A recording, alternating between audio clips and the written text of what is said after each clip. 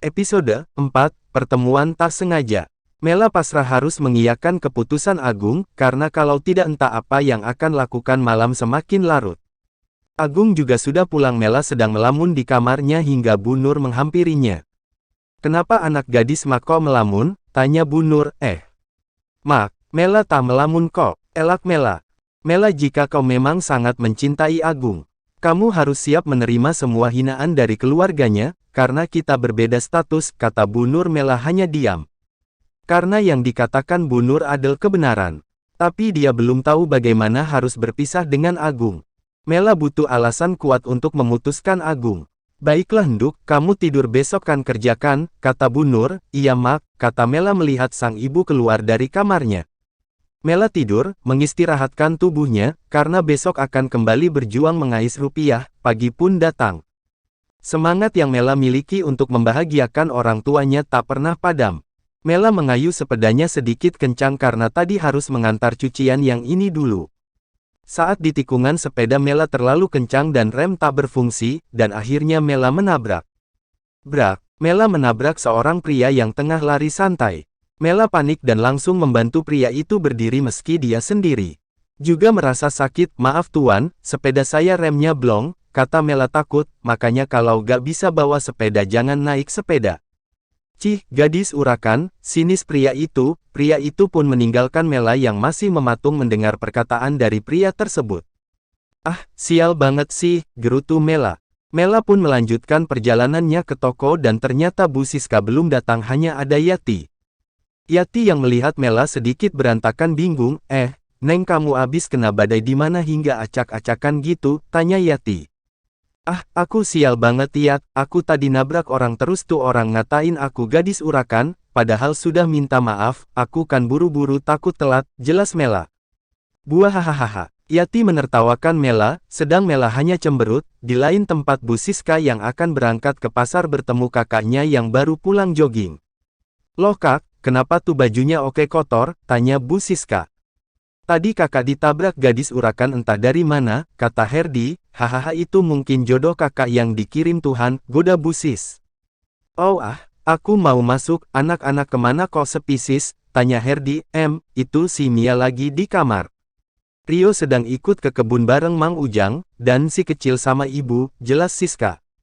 "Baiklah, sana pergi, JGN lupa cari suami," kata Herdi meninggalkan Siska. "Kakak dulu baru aku," teriak Siska. Herdiansyah Sanjaya adalah duda yang ditinggal mati oleh istrinya setelah melahirkan putra ketiga mereka. Herdi adalah seorang pengusaha sukses di Asia. Bahkan sangat disegani oleh semua orang yang mengenalnya, pria yang tertutup dan pendiam. Tapi begitu hangat dengan keluarganya. Tak lama Bu Siska sampai di pasar yang sudah ditunggu kedua karyawannya sambil tertawa. "Pagi semua," sapa Bu Siska. "Pagi Bu," jawab Mela dan Yati. "Lagi bicara apa nih kok kayaknya seru banget?" tanya Bu Siska. "Ini Bu, tadi Mela nabrak orang." "Mela udah minta maaf malah dikatain gadis urakan," kata Yati masih tertawa. Bu Siska ingat sang kakak juga mengalami hal sama. Bu Siska menebak jika Mela yang menabrak sang kakak. Bu Siska pun ikut tertawa bersama Yati, sedang Mela cemberut karena terus digoda oleh Yati dan Bu Siska. Istirahat siang pun datang. Mereka sedang makan siang dan tak lama HP Bu Siska bergetar. Bu Siska membuka pesan yang berasal dari sang ibu yang minta diantar makan siang. Sedang Siska tak mungkin meninggalkan tokonya. "Mela, kamu tolong belikan nasi campur 4 yang dan antar ke rumah saya," perintah Bu Siska. "Nasi campur ya isu apa aja Bu?" tanya Mela. "Nasi rames aja pakai semur daging dan pindang telur, semua," kata Bu Siska. "Oke Bu," jawab Mela. Mela sudah melesat membelikan pesanan Bu Siska dan setelah itu mengantar ke rumah Bu Siska. Mela sampai dan bertemu Mang Ujang. "Siang Mang, ini dari Bu Siska," kata Mela. "Iya Neng, bawa masuk saja, kasih ke Bu Siti," kata Mang Ujang. Mela masuk lewat dapur karena sudah biasa dan mengenal semua orang. Mela menyerahkan nasi pada Bu Siti. Saat Mela akan pulang, Mela mendengar ada suara tangisan bayi yang begitu nyaring. Mela pun bertanya pada Bu Siti.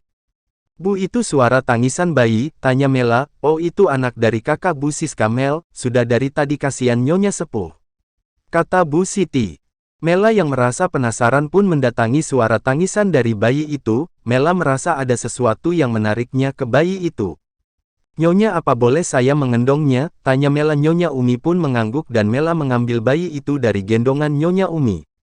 Mela menimangnya begitu penuh kasih sayang, seperti ada ikatan tersendiri. Tak lama bayi itu tertidur dengan pulas dalam dekapan Mela.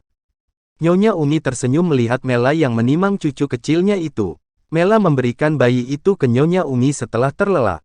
Mela kembali ke toko membantu Yati. Tak terasa sore pun datang, itu artinya jam kerja mereka telah selesai. Mela tak langsung pulang karena dia harus mengajar di padepokan pencaksilat. Pukul 8 malam Mela pulang karena sudah selesai. Dalam perjalanan gerimis turun tapi Mela terus mengayuh pedal sepedanya menebus gerimis yang sudah beranjak jadi hujan. Tak lama Mela sampai dengan keadaan basah.